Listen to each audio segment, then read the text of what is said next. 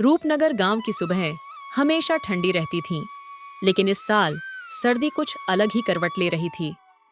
अंधड़, बूंदाबांदी और बरसात सब मिलकर जैसे किसी बड़ी विपत्ति का संकेत दे रहे थे। गांव के चौपाल पर हवा की सरसराहट के साथ बुजुर्गों की आवाज गूंज रही थी। ये सर्दी तो जान ले लेगी इस बार, साथ में बरखा भी तबाही मचा देगी।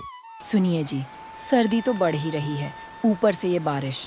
हमारी छत तो वैसे ही टपकती है, खिड़कियों के पट टूटे पड़े हैं, ठंडी हवा सीधे अंदर घुसती है।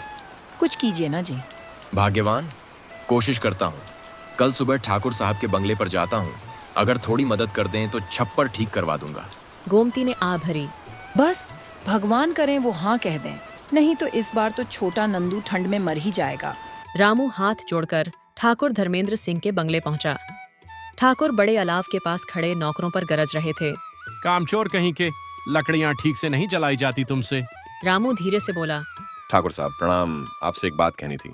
ठाकुर ने घूर कर कहा। जल्दी बोल रामू, मेरे पास फालतू का टाइम नहीं। रामू ने कांपती आवाज में कहा। साहब, सर्दी और बारिश शुरू हो गई है। मेरी झोंपड़ी की छत और खिड़कियां टूटी पड़ी हैं। बच्चा छोटा है, बारिश का पानी अंदर भर जाता है। अगर थोड़े रुपए उधार दे देते तो ठीक करवा लेता। मजदूरी करके चुका दूंगा। ठाकुर हंस पड़ा। पैसे चाहिए तुझे? तेरी औकात क्या है रे? और सुन, कल से काम पर मत आना, अभी का अभी। मुझे निकम्मे मजदूर नहीं चाहिए। रामू के पैरों तले जमीन खिसक गई। उम्मीद लेकर आया था, बदले में रोजगार भी छीन लिया गया। दिन भर रामू इधर उधर काम तलाशता रहा, पर कहीं न मिला। शाम होने लगी तो दूर आसमान में काले बादल उमड़ने लगे। बिजली की चमक से पूरा आकाश फटता हुआ सा दिख रहा था। रामू घबराया। हे भगवान, लगता है बारिश फिर शुरू होने वाली है। गोमती अकेली कैसे संभालेगी? तेज हवाओं के साथ बारिश ने जैसे धरती पर कोड़ों की तरह वार शुरू कर दिए। पूरे रास्ते पानी पानी। रामू भागता हुआ घर पहुंचा तो देखा घर आधा पानी में डूबा था। दीवारों पर से मिट्टी बह चुकी थी। गोमती ने रोते हुए कहा। देखिए जी, मैंने नंदू को पलंग पर चढ़ा दिया है, पर पानी रुक ही नहीं रहा।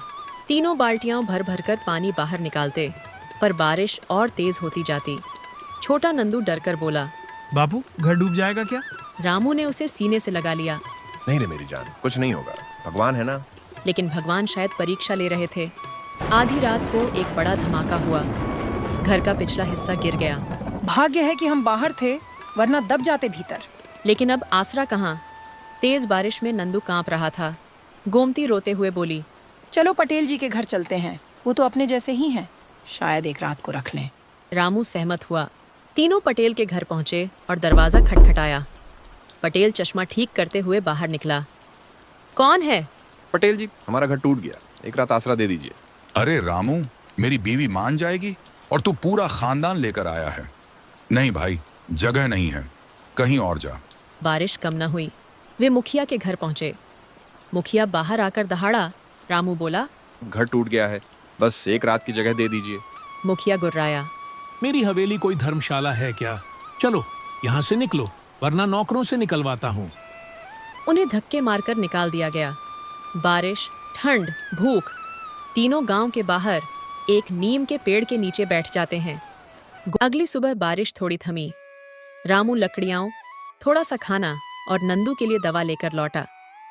अलाव जलाकर तीनों वहीं रहने लगे। गांव वाले आते जाते ताने मारते। बद्री नाम का एक आदमी बोला। अरे रामू, पेड़ तले रहने का वक्त आ गया। हा हा हा, तुम्हारे तो बुरे दिन पूरे उतर गए।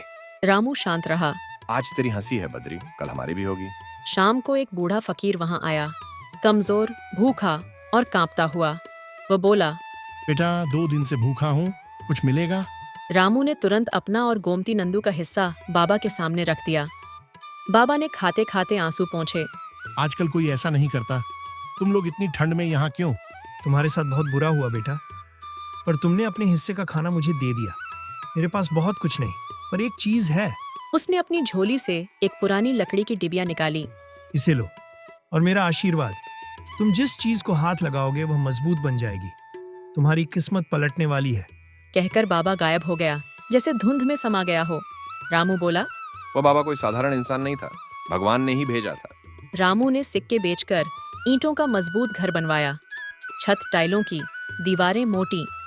फिर गांव में तेल और लकड़ी का छोटा कारोबार शुरू किया। गरीबों को काम भी देने लगा। कुछ ही महीनों में रामू गांव का सम्मानित आदमी बन गया। साल 1890 की भीषण बरसात ने रूपनगर को डुबो दिया। मजबूत से मजबूत घर ढह गए। पटेल का घर बह गया। मुखिया की हवेली भी कीचड़ में बैठ गई। बद्री तो सरपट भाग रहा था पानी से बचने के लिए। लोग चिल्लाए, रामू के घर चलो, उसका ही घर सबसे मजबूत है, नहीं तो हम सब डूब जाएंगे। पूरे गांव ने रामू के दरवाजे पर दस्तक दी। रामू ने दरवाजा खोला।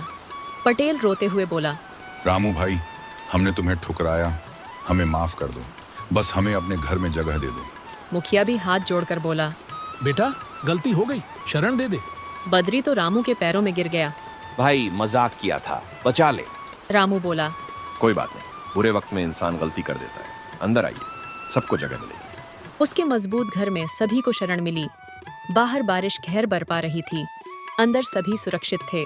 गोमती बोली, देखा, भगवान किसी की नेकी बेकार नहीं जाने देते। रामू मुस्कुराया। हाँ भाग्यवान, समय बदलते देर नहीं लगती। और इस तरह रामू, गोमती और नंदू ने न सिर्फ अपना घर बचाया, बल्कि पूरे गांव को भी बचाया।